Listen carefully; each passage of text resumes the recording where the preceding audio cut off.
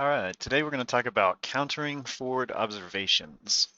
On the table here I have set up a cheetah, I have a grizzly, I have an Amon, and I have a Bashan.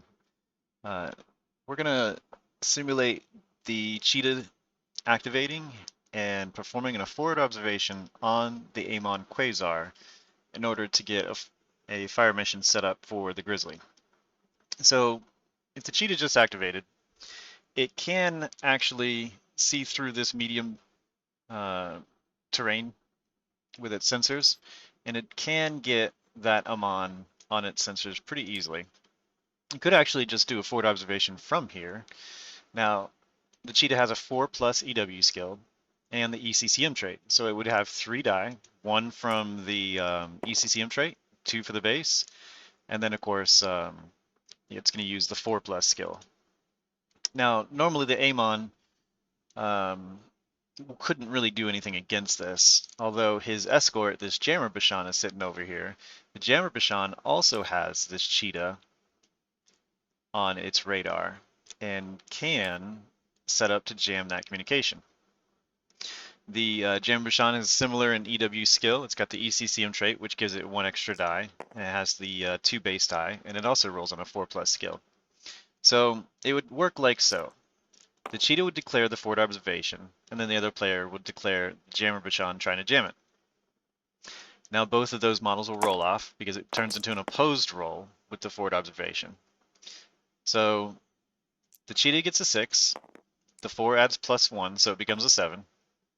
The Bashan gets a 6, and the 6 also adds +1, so it is also a 7. This is a tie. On an MOS 0, the jammer will win. So in other words, this Jammer Bashan just jammed this cheetah. So the forward observation does not go through. It does not happen. One other important thing to understand about being jammed is that the effects of being jammed last for the entire round. So if this were a commander and it wanted to issue orders or it had another action to do a forward observation, it wouldn't be able to do any of that. Now, that is one way to stop the forward observation. But let's say this went through. In fact, let's say the cheetah actually did better and beat the jam. Something to kind of point out here. So if it was a 6, a 4, and a 4, it would be a 7 because the 2 4s add. So then it would have beaten the Bashan. Now it's behind cover. It sends the FO over to this Grizzly over here. Let's look at the Grizzly's dice pool. So the Grizzly would be able to chain an indirect attack off of this. It starts with 2 base die. It gets +1 for the FO, and we can say the Grizzly at this moment chooses to brace, so it would get an extra die for that too. But of course, it's an indirect attack, so you drop die. So it would be 3 die against this Amon. Now that being said, there's cover between the cheetah and the Amon, and also between the Grizzly and the Amon. So there's nobody gets this guy out of cover.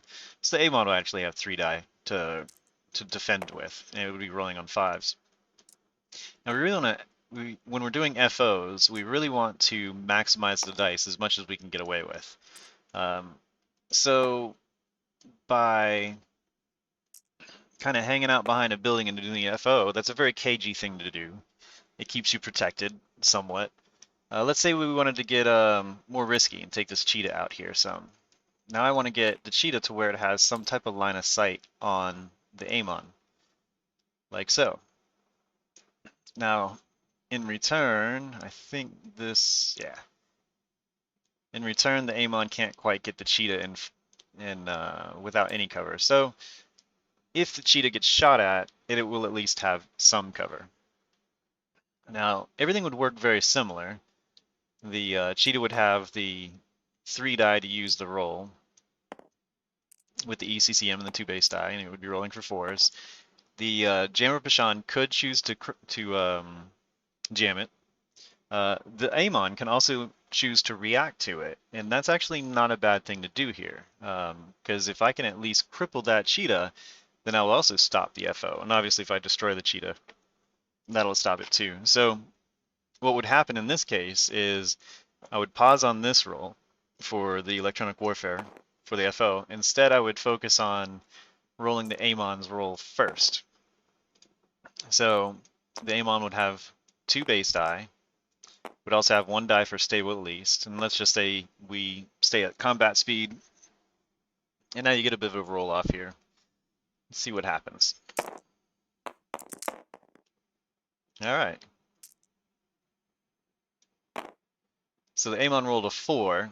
Now it's got the precise and the advanced trait. And that looks like it's within the optimal range band. So it would be a 6. Meanwhile, the cheetah rolls a 6 plus a 5, adds plus 1 more, makes it a 7. So the 7 dodges that. And then the cheetah is not hit. We'll go through another scenario. Let's roll this another time to see if something changes. So here's a 6, the 5, since the Amon's gunnery skill is 4 plus, the 5 will add plus 1 to that, make it a 7. The advanced precise take it up to a 9. The cheetah rolls a 6 plus a 5, which makes it a 7, but the Amon wins with a 9. It's an MOS 2, so the Amon tags that cheetah. Now, the medium railguns on the Amon do 5 damage, plus 2 is 7. The cheetah's armor is 5. 5 minus 7 leaves you with 2, so the cheetah takes 2 damage, which means it was not crippled and can still take its action to perform its forward observation. Now at this point, I would take the 3 die, 2 base, 1 for the ECCM, and I would roll. This one keeps going behind that tree. Anyways, I just need 1 4 or higher because the cheetah's skill is 4 plus. Because this is unopposed, the Jammer Bashan didn't claim any type of reaction to it. I just need 1 4 or higher. If the Jammer Bashan, of course, claims to react to it, makes it a little bit harder. Then it would turn into 3 versus 3 because it would be the 3 die for the cheetah versus the 3 die from the Jammer Bashan.